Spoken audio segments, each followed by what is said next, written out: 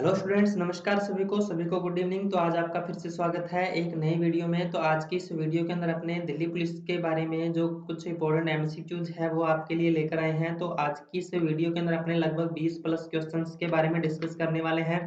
तो ये जो 20 क्वेश्चन हैं आपके यानी काफी इंपॉर्टेंट होने वाले हैं, क्योंकि ये जो विगत परीक्षाओं में आपके जो क्वेश्चंस हैं जो दिल्ली एग्जाम के अंदर जो पूछे जाते हैं, दिल्ली पुलिस के एग्जाम में जो पूछे जाते हैं, उन्हीं क्वेश्चंस को इस क्लास के अंदर ऐड किया गया है। और साथ ही साथ ये जो क्वेश्चंस हैं आपके एमएस वर्ड, एमएस एक्सेल और एमएस पावर पॉइंट से रिलेटेड है।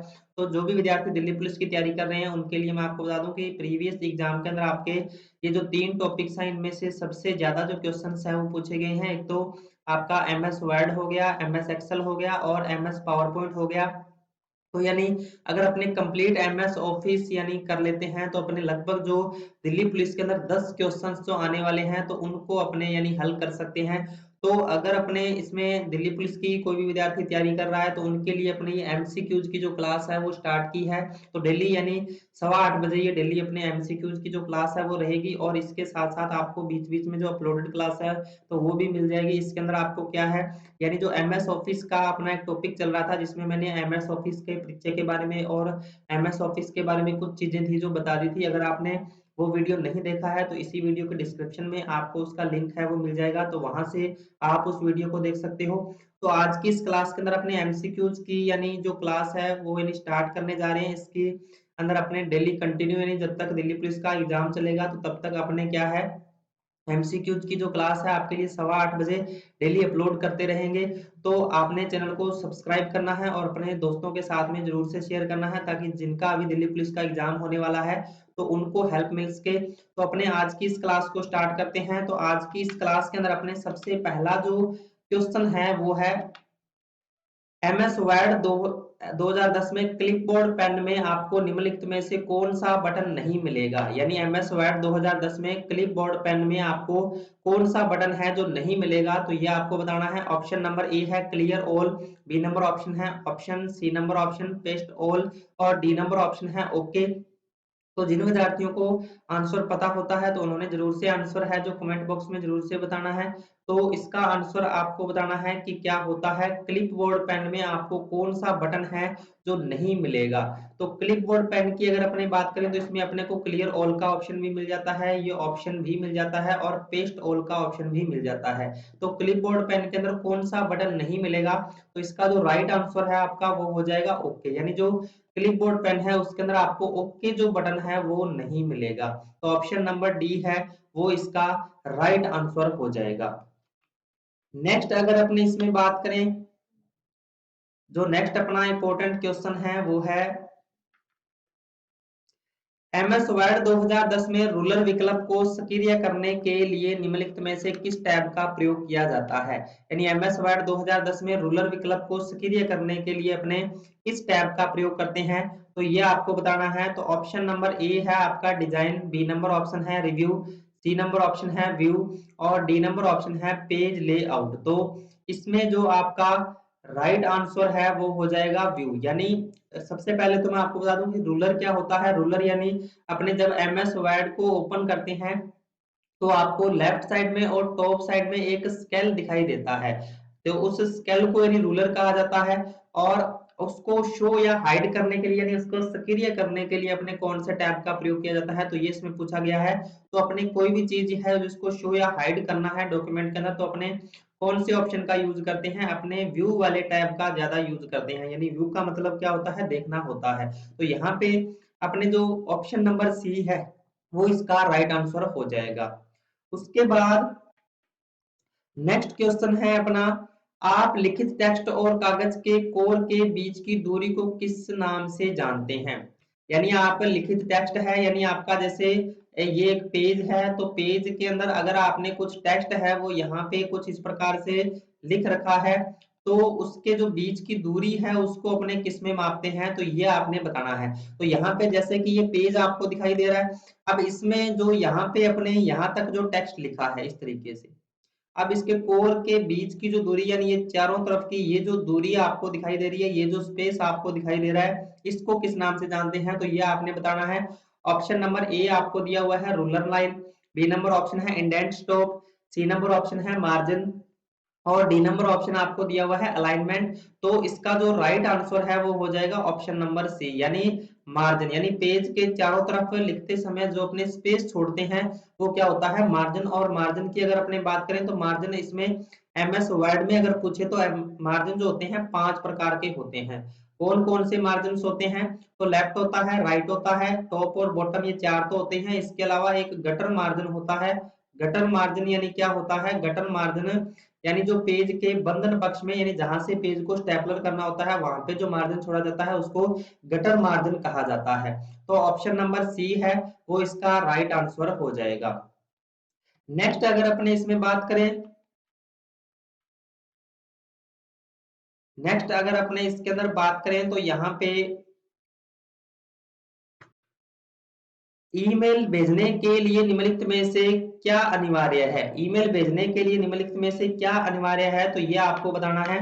तो यहाँ पे ऑप्शन नंबर ए आपको दिया हुआ है अटैचमेंट, बी नंबर ऑप्शन है सब्जेक्ट, सी नंबर ऑप्शन है प्रेषक की मेल आईडी और डी नंबर ऑप्शन है बॉडी।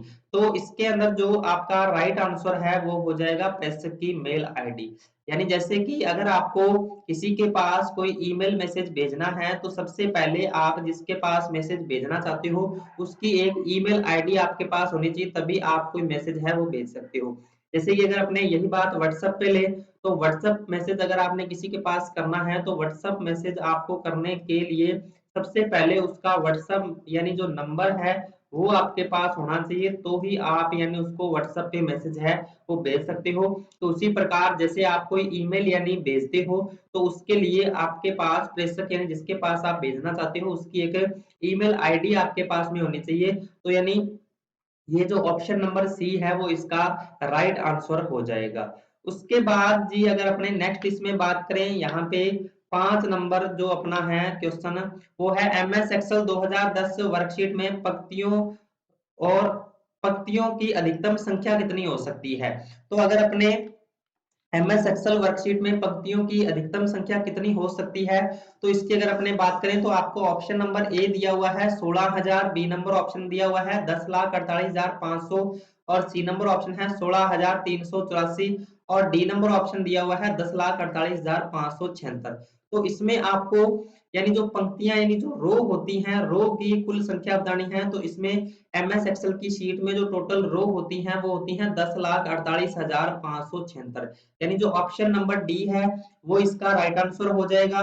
तो ये तो हो जाएंगी यानी रो, रो की अगर बात करें तो कितनी हो जाएगी, इसमें 10,48,576 होते हैं। और यही अगर इसमें कॉलम की बात करें, कॉलम, तो कॉलम की अगर अपने बात करें तो कॉलम इसमें कितने होते हैं, 16,384 होते हैं। तो अगर इसमें रो पूछे तो 10,48,576 होते हैं और अगर अपने कॉलम की बात करें तो 16,384 होते हैं।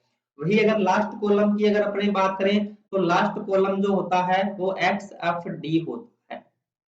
लास्ट कॉलम कौन सा होता है, एक्स एफ डी होता है। और टोटल कॉलम कितने होते हैं, 16,384 होते हैं। लास्ट रो या टोटल रो पूछे तो कितनी होती है, 10,48,576 होती है। तो आई होप आपको बड़ी तरीके से समझ में आ गया होगा। और साथ में कोई आप नोटबुक अपने साथ में रख सकते हो, जो भी कुछ चीजें मैं इंपॉर्टेंट बताता हूँ। तो यहाँ पे मैं स्क्रीन के ऊपर इतना लिखने में सक्षम नहीं हूँ क्योंकि मैं माउस से ये अभी कुछ आपके लिए थोड़ा बहुत लिख रहा हूँ, लेकिन आप नोट करते रहना साथ साथ जो कुछ भी मैं आपको चीजें बता रहा हूँ, क्योंकि ये जो क्वेश्चंस है वो इस प्रकार से पूछे गए हैं और इससे रिलेटेड क्वेश्चन है वो इस एग्जाम के अंदर आपसे पूछ सकता है। तो आपने इनको साथ साथ में नोट डाउन से जरूर करना है।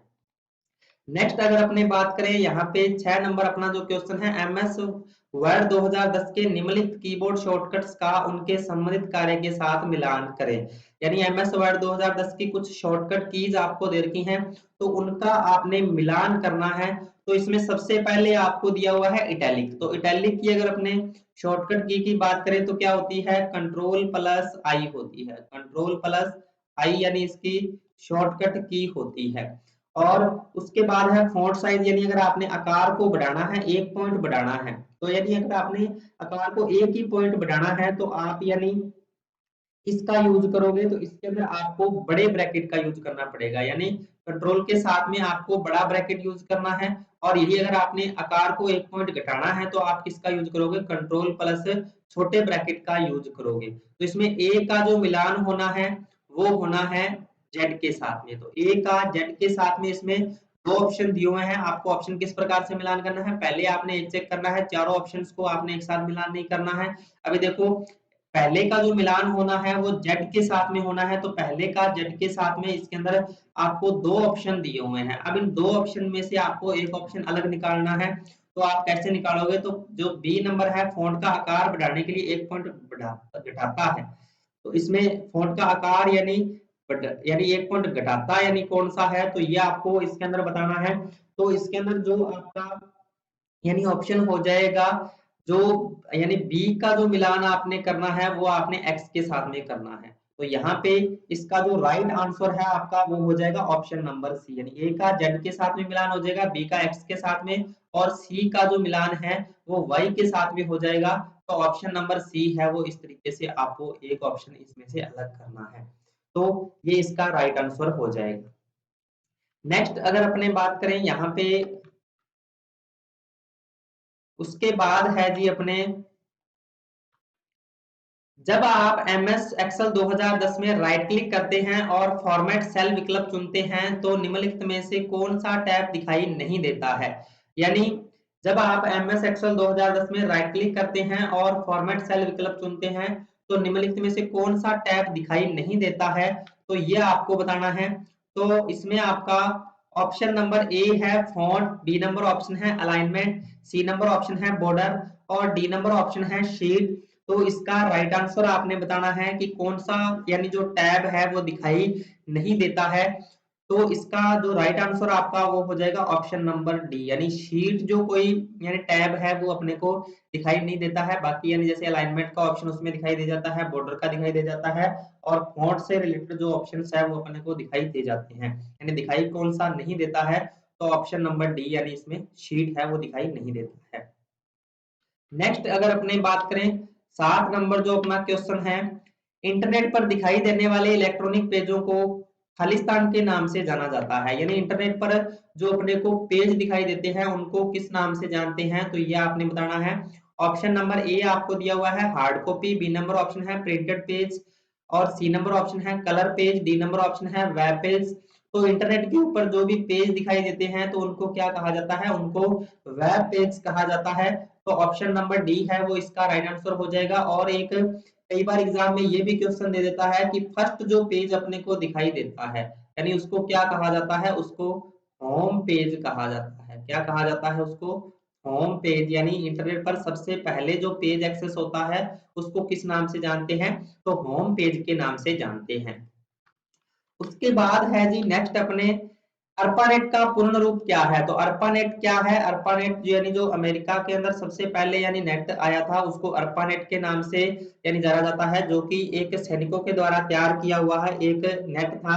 तो उसकी फुल फॉर्म आपने बतानी है। तो इसका जो यानी फुल फॉर्म है आपकी वो हो जाएगी ऑप्शन नंबर सी, यानी अर्पानेट का पूर्ण रूप क्या होता है, advance research project agency network. यानी ऑप्शन नंबर सी है वो इसका जो राइट आंसर है वो हो जाएगा, क्योंकि जो फुल फॉर्म वगैरह जो कुछ भी है और शॉर्टकट की जो है वो आप केवल याद कर सकते हो, उसके अंदर आपको कोई भी चीज समझाने के लिए नहीं होती है, तो वो केवल आपको क्या है याद करनी पड़ेगी। तो इसमें आपको ऑप्शन नंबर सी है वो आपका हो जाएगा। उसके बाद अगर अपने बात करें इसके अंदर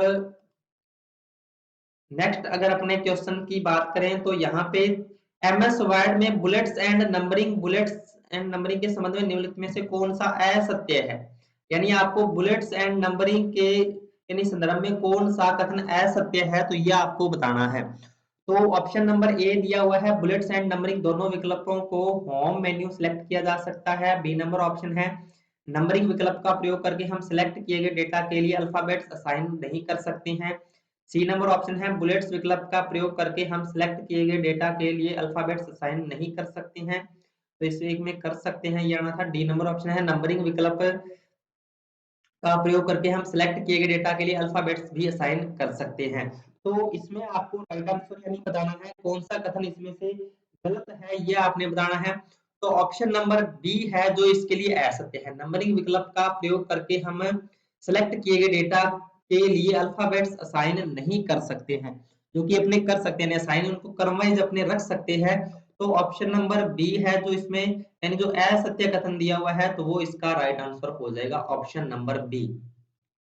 उसके बाद नेक्स्ट अगर अपने इसमें बात करें, नेक्स्ट जो अपना क्वेश्चन है वो है एमएस एक्सेल 2007 में किसी फाइल को डिफॉल्ट रूप से खालिस्तान एक्सटेंशंस के साथ संरक्षित किया जाता है।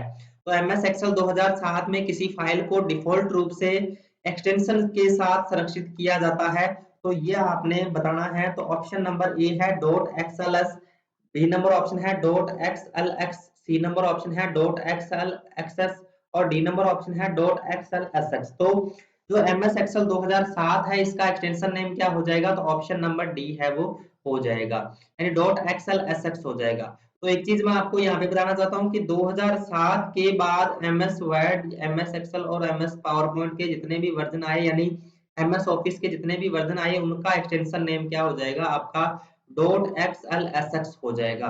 और यही अगर 2007 से पहले का वर्जन पूछे तो इसमें आपका ये हो जाएगा डॉट एक्सएलएस। जैसे कि आपसे 2003 का अगर पूछे तो क्या हो जाएगा डॉट एक्सएलएस हो जाएगा। तो ये आपने ध्यान में रखना है कि कोई भी आपने ऐसा कंफ्यूजन नहीं पैदा करना है। जैसे कि 2007, 10, 13, 16, 19 किसी का भी पूछे तो इसका जो आंसर है वो क्या हो जाएगा डॉट एक्सएलएसएक्स हो जाएगा। तो ऑप्शन नंबर डी है वो इसका राइट आंसर हो जाएगा। नेक्स्ट अगर अपनी बात करें, नेक्स्ट जो क्वेश्चन है एमएस एक्सेल 2007 में मर्ज सेल्स विकल्प खालिस्तान में उपलब्ध होता है, यानी जो एमएस एक्सेल 2007 में मर्ज सेल्स विकल्प है वो किस में उपलब्ध होता है, तो ये आपने बताना है। ऑप्शन नंबर ए है अलाइनमेंट ग्रुप में page layout tab, B number option है फॉर्मेट सेल डायलॉग बॉक्स के अलाइनमेंट टैब और सी नंबर ऑप्शन है फॉर्मेटिंग टूल बार और डी नंबर ऑप्शन है अलाइनमेंट ग्रुप रिव्यू टैब। तो इसमें आपको राइट आंसर बताना है। इसका जो राइट आंसर है आपका वो हो जाएगा ऑप्शन नंबर बी, यानी फॉर्मेट सेल डायलॉग बॉक्स में अलाइनमेंट टैब के अंदर अपने ये जो मर्ज सेल का ऑप्शन दिया होता है। मर्ज सेल क्या होता है, यानी दो सेल को अगर आपने एक साथ जोड़ना है यानी अपने, तो कौन से ऑप्शन का यूज करते हैं मर्ज सेल का। तो इस प्रकार से आपसे क्वेश्चन है वो पूछा जा सकता है। तो ऑप्शन नंबर बी है वो इसका राइट आंसर हो जाएगा। नेक्स्ट अगर अपने बात करें, नेक्स्ट जो क्वेश्चन है अपना प्रथम अंकीय कंप्यूटर के ब्लूप्रिंट में सर्वाधिक योगदान किसका था। तो प्रथम अंकीय कंप्यूटर के ब्लूप्रिंट में सर्वाधिक योगदान किसका था, तो यह आपने बताना है। तो ऑप्शन नंबर ए आपको दिया हुआ है Herman Hollerith, B number option है Charles Babbage, C number option है Blaise Pascal, D number option है विलियम ग्रोस। तो इसका जो राइट आंसर है आपका वो हो जाएगा हरमन होलरिथ। तो हरमन होलरिथ क्या यानी ब्लूप्रिंट के युग में यानी सर्वाधिक योगदान रहा था, तो ऑप्शन नंबर ए है वो इसका राइट आंसर हो जाएगा। उसके बाद नेक्स्ट क्वेश्चन है अपना यूनियाक का पूर्ण रूप क्या है। तो यूनियाक की पूर्ण रूप क्या है, तो ये आपने बताना है। तो option number a universal automatic computer है जो इसका राइट आंसर हो जाएगा। ऑप्शन नंबर ए है वो इसका राइट आंसर हो जाएगा। उसके बाद नेक्स्ट क्वेश्चन है अपना एमएस एक्सेल 2010 में सेल सेल्स बॉर्डर बनाने के लिए निम्नलिखित में से किस विकल्प का प्रयोग किया जाता है। एमएस एक्सेल 2010 में सेल सेल्स बॉर्डर बनाने के लिए निम्नलिखित में से किस विकल्प का अपने प्रयोग कर सकते हैं। तो यह आपको बताना है इंसर्ट टैब नंबर ग्रुप का, बी नंबर ऑप्शन है होम टैब और फॉन्ट ग्रुप का, सी नंबर ऑप्शन है इंसर्ट टैब और अलाइनमेंट ग्रुप का और डी नंबर ऑप्शन है इंसर्ट टैब और क्लिप बोर्ड ग्रुप का। तो इसका जो राइट आंसर है आपका वो हो जाएगा option number B, home tab और फॉन्ट ग्रुप के अंदर होता है बॉर्डर लगाने वाला ऑप्शन, यानी जो भी यानी अपने को सेल्स दिए होते हैं उनके ऊपर अगर आपने बॉर्डर को अप्लाई करना है तो अपने कौन से ऑप्शन का यूज करते हैं, अपने होम टैब के अंदर फॉन्ट ग्रुप में बॉर्डर वाला जो ऑप्शन है उसका अपने यूज करते हैं। तो ऑप्शन नंबर बी है वो इसका राइट आंसर हो जाएगा। नेक्स्ट अगर अपने बात करें इसमें, तो नेक्स्ट क्वेश्चन है अपना निम्नलिखित ईमेल आईडीज पर विचार करें, यानी निम्नलिखित में से कौन सी ईमेल आईडी है जो सही है ये आपको बताना है। तो इसमें आपको सबसे पहला ऑप्शन दिया हुआ है reviewer@gmail.com, बी नंबर ऑप्शन है reviewer@gmail.com, उसके बाद है रिवी डॉट डॉट दो बार फिर v@gmail.com। तो इसमें सही जो ईमेल आईडी होती है वो अगर अपने देखें तो इसमें कौन सी हो जाएगी, इसमें आपका हो जाएगी जो फर्स्ट ईमेल आईडी है वही सही है, यानी रिवेट@gmail.com। यानी यहाँ पे इस प्रकार से यानी जो एक उपयोगकर्ता का नाम हो गया, उसके बाद एट द रेट का एक सिंबल आ गया। कई बार ये भी क्वेश्चन दे देता है कि ईमेल आईडी के बीच में कौन सा सिंबल आता है, तो यहाँ पे एट द रेट यानी जो सिंबल्स है जो ईमेल आईडी के अंदर यूज किया जाता है, और बाद का जो भी भाग है वो डोमेन नेम या डोमेन कोड्स के, यानी लास्ट में ये डोमेन कोड्स है, वो इस प्रकार से आ गया। तो यानी ईमेल आईडी के दो भाग होते हैं, इसमें सही ईमेल आईडी पूछी है, तो इसका जो राइट आंसर है वो हो जाएगा केवल विकल्प एक ही सही ईमेल आईडी है, यानी ऑप्शन नंबर डी है वो इसका राइट आंसर हो जाएगा। उसके बाद है जी नेक्स्ट, अगर अपने इसमें बात करें, नेक्स्ट अपना जो क्वेश्चन है वो है एमएस एक्सेल 2010 में B1 सेल एड्रेस का क्या अर्थ है। यानी एमएस एक्सेल 2010 में B1 से जो सेल है उसका क्या अर्थ होता है, तो ये आपने बताना है। ऑप्शन नंबर ए है पहले स्तंभ की दूसरी पंक्ति, बी नंबर ऑप्शन है स्तंभ बी की पंक्ति, सी नंबर ऑप्शन है दूसरे स्तंभ की दूसरी पंक्ति, और डी नंबर ऑप्शन है पहले स्तंभ की पंक्ति संख्या बी। तो इसमें आपको राइट आंसर बताना है। तो यानी इसका जो राइट आंसर है आपका वो हो जाएगा, यानी स्तंभ बी की जो एक नंबर पंक्ति है वो हो जाएगा। यानी बी, इसमें बी का मतलब क्या है, बी यानी एक कॉलम होता है, और एक का मतलब इसमें क्या होता है, एक का मतलब होता है कि इसमें रो कौन सी है। यानी ये जो, यानी B1 है ये क्या है, स्तंभ बी की पहली पंक्ति है आपका B1, तो ऑप्शन नंबर बी है वो इसका राइट आंसर हो जाएगा। और इसके बाद नेक्स्ट जो क्वेश्चन है अपना वो है, जब कोई उपयोगकर्ता एमएस वर्ड में कंट्रोल और सी कमांड का प्रयोग करके किसी टेक्स्ट को कॉपी करता है तो वह अस्थायी रूप से खाली स्थान में संग्रहित हो जाता है। यानी जब अपने एमएस वर्ड में कंट्रोल और सी कमांड का प्रयोग करके किसी टेक्स्ट को कॉपी करते हैं, तो यानी इसमें जो टेक्स्ट होता है उसके लिए अस्थायी यानी जो संग्रहण यानी करता है वो कौन सा करता है, तो ये आपने बताना है। Option number a hard disk है, बी नंबर ऑप्शन किसी अन्य सेल, सी नंबर ऑप्शन है टेबल, और डी नंबर ऑप्शन है क्लिपबोर्ड। तो इसमें थोड़ा सा कंफ्यूज करने वाला है कि लगभग बच्चे कहाँ पे करते हैं, इसको हार्ड डिस्क में करते हैं। तो इसका जो राइट आंसर है आपका वो हो जाएगा क्लिपबोर्ड। जब अपने कोई भी टेक्स्ट है उसको कट या कॉपी करते हैं तो उसके लिए अस्थायी संग्रहण है वो कौन सा प्रदान करता है, तो क्लिप बोर्ड प्रदान करता है, तो ऑप्शन नंबर डी है वो इसका राइट आंसर हो जाएगा। उसके बाद नेक्स्ट क्वेश्चन है अपना, एमएस वर्ड 2010 में चुने गए टेक्स्ट का आकार बढ़ाने के लिए निम्नलिखित में से किस शॉर्टकट का प्रयोग किया जाता है। यानी जब अपने एमएस वर्ड में अगर कोई टेक्स्ट सेलेक्ट किया हुआ है और उसका आकार बढ़ाना है तो अपने कौन से यानी शॉर्टकट की का यूज करते हैं, तो इसका जो राइट आंसर है आपका वो हो जाएगा control shift greater than. Control shift greater than का अपने यूज करते हैं, तो ऑप्शन नंबर बी यानी दायां कोण कोष्टक का अपने प्रयोग करते हैं। और यही अगर घटाने के लिए पूछा जाए तो घटाने के लिए ऑप्शन नंबर डी हो जाएगा। यानी बढ़ाने के लिए दायां कोण कोष्टक और घटाने के लिए बायां कोण कोष्टक, यानी इस प्रकार से आपको ये याद करना है शॉर्टकट कीज।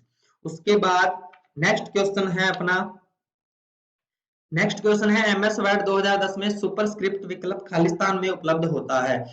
तो इसमें आपको बताना है कि सुपरस्क्रिप्ट जो विकल्प है वो कहाँ पे उपलब्ध होता है, तो यह आपने बताना है। ऑप्शन नंबर ए आपको दिया हुआ है होम टैब और alignment group, B number option है होम टैब और clipboard group, C number option है होम टैब और number group, D number option है होम टैब और फॉन्ट ग्रुप। तो इसका जो राइट आंसर है आपका वो हो जाएगा ऑप्शन नंबर डी, यानी होम टैब और फॉन्ट ग्रुप, यानी जो अपने को यानी जो होता है उसके अंदर अपने को सुपरस्क्रिप्ट का जो ऑप्शन है वो मिल जाता है। तो ऑप्शन नंबर डी है वो इसका राइट आंसर हो जाएगा। तो ये थे आज के कुछ इंपॉर्टेंट क्वेश्चंस। तो आपको ये क्लास कैसी लगी आपने कमेंट सेक्शन के अंदर जरूर बताना है, और इसी तरीके के इंपॉर्टेंट क्वेश्चंस की जो क्लास है वो आपके लिए कंटिन्यू अपने लेकर आते रहेंगे। तो आपने चैनल को सब्सक्राइब करना है, दोस्तों के साथ में शेयर करना है, और वीडियो को लाइक जरूर से करना है। तो अपने मिलते हैं नेक्स्ट वीडियो में कुछ नए इंपॉर्टेंट क्वेश्चंस के साथ और कुछ नए टॉपिक के साथ।